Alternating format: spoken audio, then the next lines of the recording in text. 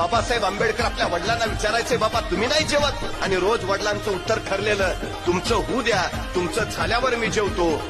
5व्या 6व्या दिवशी पेपरवरनं आल्यावर डॉक्टर भीमराव आंबेडकर जेवायला बसले होते.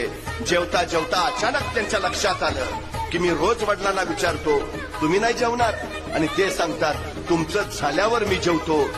पण माझं जेवण झाल्यानंतर टोपलीत भाकरीच शिल्लक राहत नाही, तर माझ्या नंतर माझे वडील मग खातात काय?